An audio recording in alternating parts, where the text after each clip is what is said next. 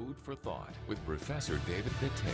It's another day where we get together with Professor Ndete for Food for Thought with Professor Ndete. We kicked off a series looking at violence in our schools, and we are wrapping up that series on this episode. In case you've missed out on the previous episodes, I would advise you to check out our YouTube channel. Look for Family Media on YouTube. Find the previous episodes so that you can get into the flow of what we are discussing or what we have been discussing over the last 3 weeks. Now we go back to where we left off last week and pick up from there as we continue with our discussion on violence in our schools. In cases where, like now, back to the whole Changoli issue, this is such a traumatic experience. Like now for the children who survive, do you take them back to the same environment? Oh, let me tell you something. Yeah? Yes. We had the same problem. Yeah. And it was a learning experience for us. Okay. I never knew that it would turn out that way. Yeah, and let me tell you what happened.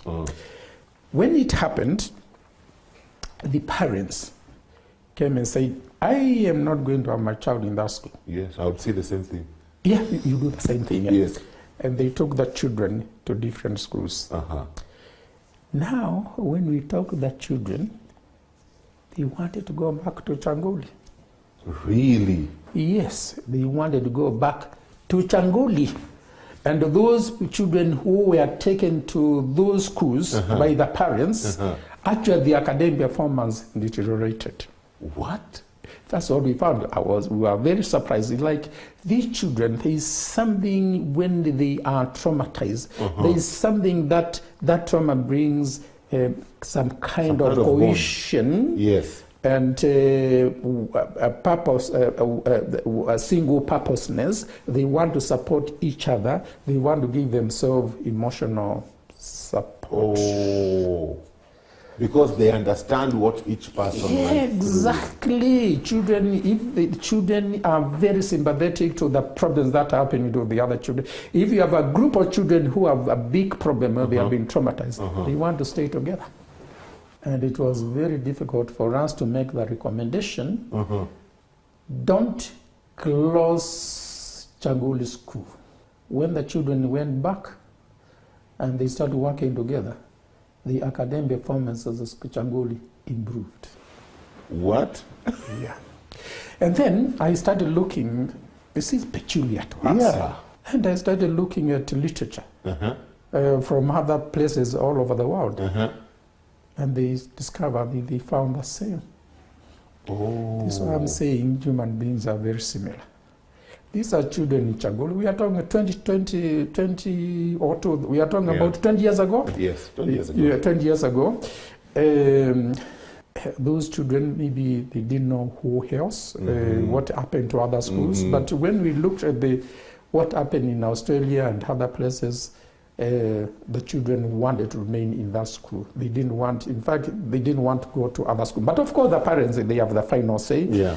But eventually it showed them, let them go back to school. And do not close Changoli school. Oh, that is strange. Yes. To somebody who's listening to this conversation and they identify with what we are talking about, maybe they went through some traumatic experiences in school, maybe they were bullied, and it's affecting them till today. What would you advise them to do? My advice would be very simple. I think Kenya is doing very well in terms of developing human resources. We have very many counseling psychologists, clinical psychologists, school counselors, all of those people. They don't need to go and see a psychiatrist. They don't. And we are not chasing, as now talking from the perspective, not me, but a psychiatrist. Yeah. We are not chasing them away, but what we are saying is that all they need is somebody who is willing to listen. Yes.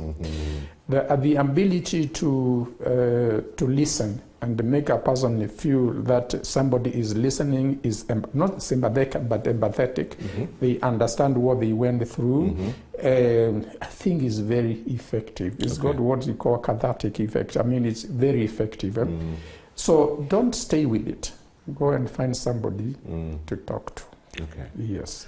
With what we have witnessed in our schools, because I may be wrong, but I personally don't feel like we ever came up with a solution. And maybe we are waiting for something else that will trigger again, and we'll start seeing some more cases in our schools. Do you think it's important for us to have this kind of conversations, or to teach our children about mental health issues in our schools? And if you think that's important, how can that be done? One of the most quoted papers on setting of mental health issues was done by us in this place. Oh, really? Yes. Maybe this off record, but maybe the viewers should know that very recently the mental health work research in mental health. And I'm talking about mental health because I have the statistics. Yes. Yeah.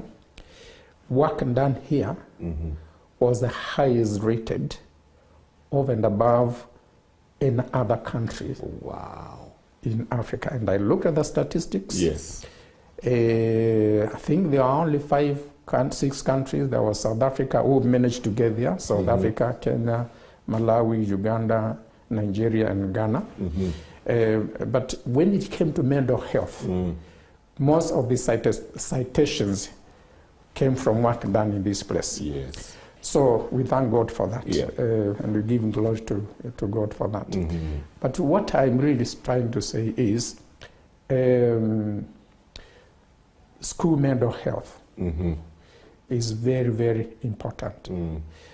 And you are not going to do school mental health alone by just going to the children in classrooms and finding out what mental health issues they have in that classroom. School mental health is a multidisciplinary kind of approach. So you can talk about school mental health with the children when they are at school. But the mental health in school will also be affected by what is happening at home. Exactly. Yeah. Yes. So the parents are critical in any development of mental health in school-going children. And of course, not to mention the policy makers. Yeah. And of course, the service providers, the teachers. The teachers, the school counselors, when children say if they go to the nearest health center, if they have a mental health problem, because if you are talking about a school in a very remote area, we are not talking about a situation where that child will have to come to Nairobi to look for a psychiatrist. I'm trying to say that is not not viable, is not sustainable. But the health facilities that are around that school, the nurses, the clinical officers, the counselors who are working on that, we should train them in such a way that if the children have problems like anxiety, depression, oppositional disorder, conduct disorders, they should be able to recognize those conditions. So it is a collective approach. It's not just going to a classroom. No. It's parents, the people who are providing the service, and of course the policymakers. And I think that model that we developed here, we are trying to develop it in Uganda. To replicate what we did here, and we have been talking to them, asking, and that paper has been very highly cited. Cited means it's been read by other people who are trying to do the same work. Wow. Awesome. Yeah. Professor, my time is up. Okay. What would your parting shot be to our audience? I think violence in children is a very important issue in this country. School mental health is an important issue in this country. It is not the responsibility of professionals like me. It's not the responsibility of teachers alone. It is a responsibility of everybody. Yeah. And the parents, you play a very important role.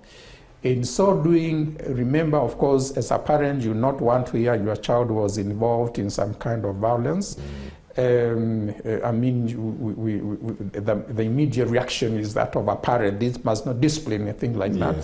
I'm not saying discipline has no place, but I'm also saying is it possible that your child has a more fundamental problem? And if so, find out what that problem is and try to address that issue. I think if we all take that approach and it becomes a collective approach to all of us working together, not teachers opposing, parents opposing teachers, and all working together, I'm sure we can reduce this problem. And guess what? Taking these kind of approaches, some countries have gone a long way in reducing violence in children. Yeah. Professor, thank you. Most welcome. Our time is up. Thank you so much. I hope this conversation has been beneficial to you, and I pray that you will listen to this conversation with your children. If you've not been listening to this conversation with your children, find the episodes on YouTube. Sit down with your children, have them listen in, and find out what they think about some of the things we have been talking about. Because when we're talking about violence in our schools, it is the kids who are affected. Until next week, when we pick up on a new topic, thank you for watching. God bless you. Thank you for watching. Remember, subscribe to our YouTube channel so that you can get notified whenever we upload new fresh content every day.